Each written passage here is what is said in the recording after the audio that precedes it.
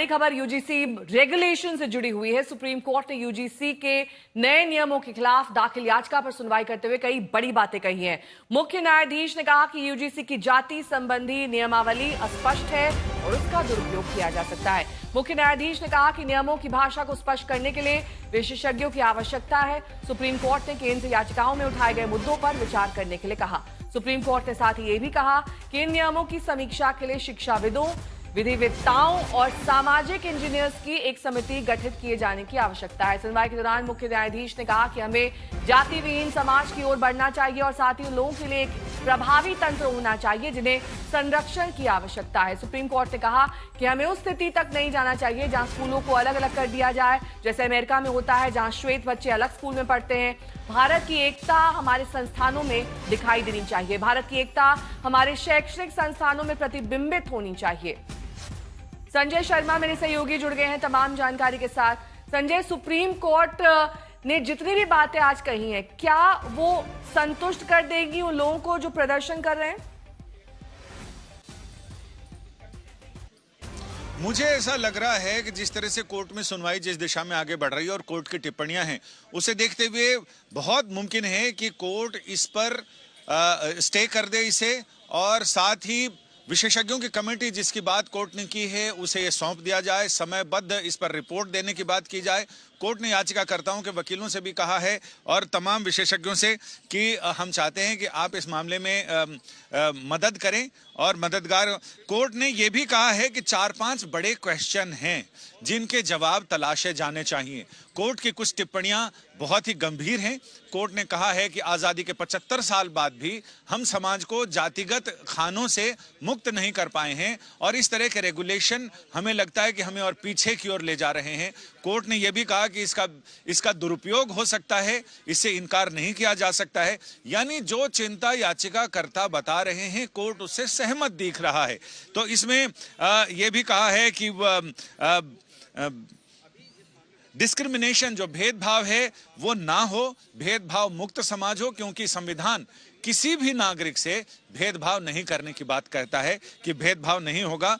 Court ने केंद्र सरकार को नोटिस इशू किया है और 19 मार्च को इस मामले में अगली सुनवाई होगी। इसके साथ ही कोर्ट ने यह कहा है कि बाकी याचिकाओं में जो सवाल उठाए गए हैं उस पर भी केंद्र सरकार से जवाब मांगा जा रहा है और नोटिस हो गया है।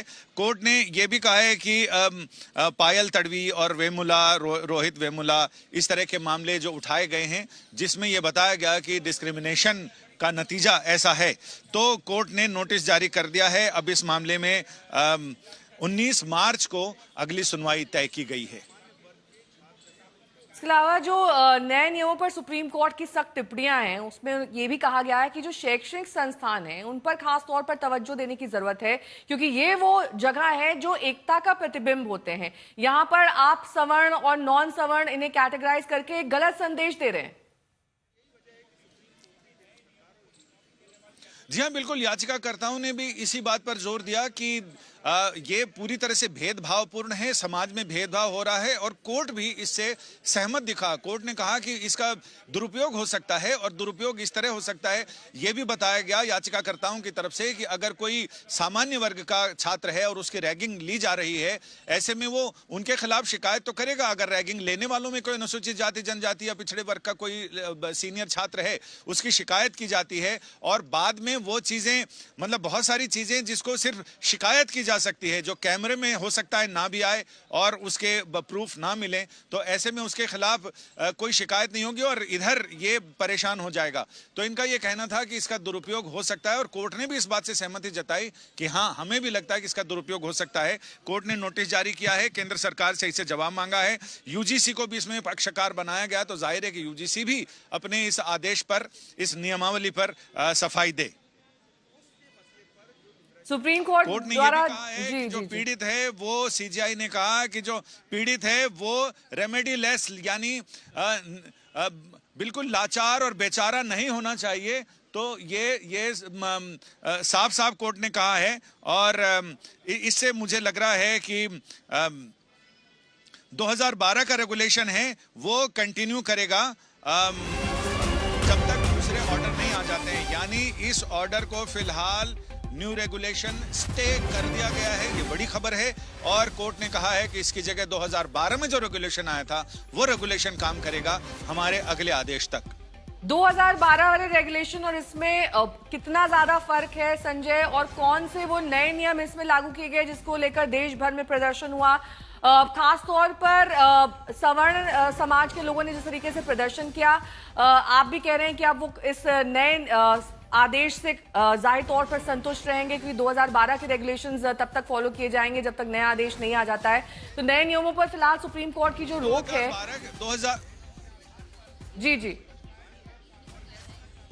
2012 के जो नियम हैं उसमें SC ST तो है लेकिन अदर बैकवर्ड क्लासेस का जिक्र नहीं है।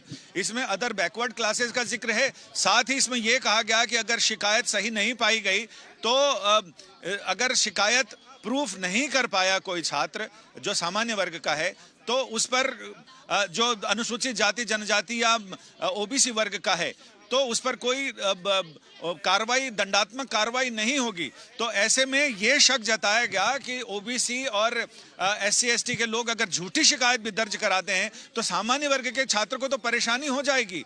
बाद में वो चाहे जब तक प्रूफ होगा तब होगा, लेकिन जब तक नतीजा नहीं आएगा तब तक तो वो परेशान रहेगा। और एक के बाद एक अगर टारगेट बनाया जाए सामान्य वर्ग के छात्रों को तो क्या होगा? इससे लोग SC ST और OBC के बच्चों के साथ इंटरेक्ट करना बंद कर देंगे और इससे समाज में भेदभाव होगा। क्योंकि जब उनको पता चलेगा कि कल को ये परेशान कर सकते हैं हमें तो उनसे बात करना बंद कर देंगे, उनके साथ बैठना, खाना, रहना सब कुछ बंद हो जाएगा। यानी एक सीमा रेखा आ जाएगी जिसके इस पार OBC SC ST के लोग होंगे और उस पार सामान्य वर्ग के लोग होंगे। तो ये कहा गया कि अनुच्छेद 14 जो समानता की बात करता है, किसी भी तरह के भेदभाव को रोकने की, खत्म करने की बात करता है, तो अनुच्छेद 14 से लेकर 21 तक जो सारी चीजें हैं उन सब पर खतरा होगा और इसका दुरुपयोग बढ़ जाएगा। इससे समाज में वैमनस्य बढ़ेगा और वैमनस्य आखिरकार एक समाज में पूरी तरह से एक दीवार खड़ी कर देगा। जिस दीवार को गिराने की बात की जा रही है वो दीवार मजबूत हो जाएगी। तो लिहाजा इसी पर कोर्ट ने इसे स्टे कर दिया है जब तक इस पर विशेषज्ञों की समिति फैसला ना दे देगी, अपनी रिपोर्ट ना देगी और कोर्ट अगला आदेश नहीं देगा तब तक 2012 का रेगुलेशन जिस पर किसी को आपत्ति नहीं थी, जिस पे SC ST वर्ग के लोगों को एट्रोसिटी रोकने की बात थी, यानी उनके खिलाफ कोई जातिगत शब्दों का इस्तेमाल करे या उनके साथ जोर जबरदस्ती करे, उन पर जुल्म करे, तो उनको रोकने की बात थी। वो जरूर लागू रहेगा। अनीशा भी मेरी सहयोगी जुड़ गए हैं तमाम जानकारी के साथ। अनीशा, सुप्रीम कोर्ट ने साफ तौर पर कहा है कि नियमों की समीक्षा के लिए शिक्षाविदों, विधिवेत्ताओं, सामाजिक इंजीनियर्स की एक समिति गठित किया जाना चाहिए। अब ये केंद्र की जिम्मेदारी है, ये किस स्तर पर इसे लागू किया जाएगा, तमाम वो डिटेल्स हमें बताएं जो अब सुप्रीम कोर्ट के इस आदेश के बाद कार्यान्वित होंगी। देखिए, सबसे पहले तो हम ये क्लियर कर दें अपने व्यूअर्स के लिए, सुप्रीम कोर्ट का आदेश ये कमेटी संजय के साथ एक सीनियर वकील हैं, क्या कह रहे हैं संजय? विनीत जिंदल मौजूद हैं जिन्होंने इस मामले में याचिका दाखिल की है, रिट पिटीशन। विनीत, आज की ये याचिका, आज का कुछ सुप्रीम कोर्ट का आदेश कितना सारे लोगों को रिलैक्स देने? बिल्कुल, आज जो सर्वोच्च न्यायालय में जो आर्गुमेंट हुई उसमें माना गया है कि जो ना रेगुलेशंस आए हैं वो कहीं ना कहीं बहुत इम्प्लीकेशन जो बहुत खराब हो सकते हैं, और जो हम समानता की बात लगातार कर रहे थे वो कहीं ना कहीं बांटने की बात इस रेगुलेशंस में सामने है। 3C जो कि जातिगत भेदभाव को बताता है, उसको लेकर बहुत कंसर्न सर्वोच्च न्यायालय, जो हमारा आर्गुमेंट भी था कि जब 3B 3E की बात कर दी गई है तो वहाँ 3C की जरूरत नहीं थी। तो यहाँ आज माना है कि 3C की जरूरत नहीं थी और पूरा रेगुलेशन जो है वो स्टे कर दिया है। 3E को लेकर भी चर्चा हुई? जी बिल्कुल, 3E को लेकर चर्चा हुई कि जब वहाँ पे कास्ट ग्रिड और इसकी बात कर दी गई थी तो उसके बाद ये 3C को डालने की जरूरत नहीं थी। इसको लेकर जरूर बात हुई। साथ साथ सर्वोच्च न्यायालय की तरफ से, चीफ जस्टिस की तरफ से एक सजेशन भी आया कि क्यों नहीं कुछ लीगल एलिमेंट्स को लेकर एक कमेटी बनाई जाए और उसके ऊपर दोबारा से विचार किया जाए, और इसी को लेकर उन्होंने आज स्टे कर दिया है और नए रूल रेगुलेशंस की बात जो है वो दोबारा से मुझे लगता है 2012 का जो नियम है वो लागू रहेगा फर्दर ऑर्डर तक। तो 2012 का नियम किस तरह से अभी के नियम से अलग है? देखिए, 2012 का जो नियम था उसके अंदर पनिशमेंट थी, उसके अंदर स्पेसिफिक प्रोविजन जो SC/ST की बात जो यहाँ आई थी वो नहीं थी। तो कहीं ना कहीं ये दो चीज़ें बहुत डिफरेंट है। अब 2012 का जो पुराना वाला जो रूल रेगुलेशंस थे वो चालू रहेंगे और ये जो है जो नए रूल्स हैं उनको स्टे कर दिया गया है। अब 19 मार्च की डेट है, उससे पहले जो सेंटर है उसने जवाब के लिए 2012 के रेगुलेशन में किसी भी तरह के भेदभाव की बात थी या SC/ST को उसमें प्रोटेक्शन मिला हुआ था? देखिए, उसके अंदर कोई स्पेसिफिक ऐसे रूल नहीं थे, जिसकी गैप को भरने के लिए ही सर्वोच्च न्यायालय की तरफ से ये चीज आई थी। और लेकिन यहाँ पे जो इंटेंसिटी दिखाई गई वो कुछ पर्टिकुलरली कास्ट की तरफ ज्यादा दिखाई गई है, उसी को लेकर यहाँ पे जो है वो कंसर्न दिखाया गया है। आपका धन्यवाद। यानी सुप्रीम कोर्ट ने फिलहाल इस पर रोक लगा दी है। अब 19 मार्च को इस मामले में अगली सुनवाई होगी, तब ये सारे पक्षकार, सरकार और UGC इस पर अपना जवाब दाखिल करेंगे। अनीशा भी जुड़ी हुई। अनीशा, मैं आपसे डिटेल चाह रही थी कि किस तरीके से जो सुप्रीम कोर्ट ने आज ऑब्जर्वेशन की है उन्हें लागू किया जाएगा, और खास तौर पर जो उन्होंने टिप्पणी की है कमेटी के गठन को लेकर। जी देखिए, सुप्रीम कोर्ट ने ये कहा है कि एक कमेटी का अगर गठन किया जाए तो सही रहेगा। सरकार से उन्होंने जवाब मांगा इस मुद्दे पर। याद रखिएगा, कमेटी के गठन के आदेश नहीं दिए हैं कोर्ट ने। सरकार को कहा है कि आप ये देख सकते हैं कि किसी एक एमिनेंट स्कॉलर जो विज्ञानविद हैं, जो एक जूरिस्ट हैं, जो कानून के विशेषज्ञ हैं, जो भारत में किस तरह से कास्ट के मुद्दे पर प्रॉब्लम्स होती हैं उसके कोई जानकार हैं, उनको लाकर आप कमेटी बिठाइए, ताकि जो इस नए रेगुलेशन में जो प्रोविजंस है, जो प्रावधान है, जिन पर सवाल उठाया जा रहा है कि इनकी वजह से सेग्रीगेशन यानी भेदभाव और बढ़ेगा, इनका कोई गलत इस्तेमाल किया जाएगा, इनको किसी गलत तरह से इंटरप्रेट किया जाएगा, वो जो जितने भी सवाल उठ रहे हैं उनका जवाब दिया जा सके। कोर्ट ने इनफैक्ट ये कहा है, चीफ जस्टिस ने कहा है कि प्राइमा फेसी यानी कि प्रथम दृष्टया हमें ये लग रहा है कि नए रूल जो है ये थोड़े वेग हैं, थोड़े अनडिफाइंड है, यानी कि इनका जो मतलब है उसका गलत मतलब निकाला जा सकता है, उसका गलत इस्तेमाल किया जा सकता है। इसलिए सुप्रीम कोर्ट ने इस फिलहाल ये 2026 की जो रेगुलेशंस हैं उन पर रोक लगा दी है, उनकी इम्प्लीमेंटेशन पर। और 2012 की जो पुरानी जो रूल्स थे, सुप्रीम कोर्ट ने ये कहा है कि अभी फिलहाल के लिए वही रूल्स लागू रहेंगे। हालांकि सीनियर एडवोकेट इंदिरा जयसिंह, जिन्होंने रोहित वेमुला और पायल ताड़वी की माताओं की तरफ से याचिका जो 2019 में डाली थी, जिसके चलते ये नए रूल्स बनाए गए थे, इंदिरा जयसिंह का ये कहना था कि कोर्ट के आदेशों पर ये नए रूल बनाए जा रहे हैं, कोर्ट के आदेशों पर रूल्स को चेंज करने की बात हुई थी, क्योंकि ये सुप्रीम कोर्ट ने माना था कि 2012 के जो रूल्स हैं वो काफी नहीं है, उनके चलते भी बहुत हद तक डिस्क्रिमिनेशन हो रही है। जो नीची जाति के लोग हैं, जो अनीशा, ये जो भाषा को डिफाइन करने वाली बात है, कौन सी वो चीजें हैं जिस पर सुप्रीम कोर्ट कह रहा है कि आप क्लैरिटी दीजिए, क्योंकि ये काफी ज्यादा वेग है? जी देखिए, UGC का जो रेगुलेशंस हैं उसमें 3 तरह के प्रावधान है, जो संजय जी भी अभी बात कर रहे थे। सेक्शन 3C, सेक्शन 3E में जिस तरह से एक तरफ आपने ये डिफाइन किया है कि जाति, धर्म, भाषा, जेंडर और प्लेस ऑफ बर्थ के बेसिस पे कोई भी डिस्क्रिमिनेशन नहीं होगी। दूसरी तरफ आप खास तौर से जाति ये कह रहे हैं कि डिस्क्रिमिनेशन जो है वो SC, ST, OBC के कैटेगरी के बच्चों के खिलाफ हो रहा है। तो उस पर ये सवाल उठा था कि अगर ये सुप्रीम कोर्ट ने आज की सुनवाई में भी ये सवाल किए थे कि अगर कोई नीची जाति का बच्चा है और या कोई ऊंची जाति का बच्चा है जो नीची जाति के बच्चे के खिलाफ कुछ बोलता है, या फिर दो बच्चे जो हैं दोनों ही जो पिछड़े वर्ग के हैं, लेकिन एक ग्रुप A कैटेगरी के शेड्यूल कास्ट का है, यानी कि जो थोड़े इकोनॉमिकली बेहतर माने जाते हैं, और दूसरा ग्रुप B की कैटेगरी का है, तो उस सिचुएशन में क्या होगा? अगर साउथ इंडिया का या नॉर्थ ईस्ट का कोई बच्चा है जिसके खिलाफ डिस्क्रिमिनेशन हो रही है, तो उस सिचुएशन में क्या होगा? अगर आपने ये कहा है कि डिस्क्रिमिनेशन जो है SC, ST, OBC बच्चे की कैटेगरी के खिलाफ होती है। बिल्कुल, तो लौटूंगी मैं आपके पास। संजय भी हमारे साथ जुड़े हैं, हिमांशु मिश्रा मेरे सहयोगी जुड़ गए हैं तमाम जानकारी के साथ। हिमांशु, जो केंद्र को डायरेक्शंस दिए गए हैं सुप्रीम कोर्ट द्वारा, क्या उनकी कोई समय सीमा भी तय की गई है? और जो भाषा को डिफाइन करने वाली बात कही गई है वो भी क्या केंद्र पर लागू होती है? देखिए, बिल्कुल, अगर कोर्ट की तरफ से कहा गया है कि आप दोबारा से जो भाषा है इसको देखिए, तो ये सारी चीजें जो है वो केंद्र सरकार की तरफ से जरूर देखी जाएंगी। और उसमें एक और चीज है कि UGC की जो कमेटी के गठन को लेकर जो है SOPs आनी है, वो SOPs एक बार फिर से रिकंसल्टेड किया जाएगा।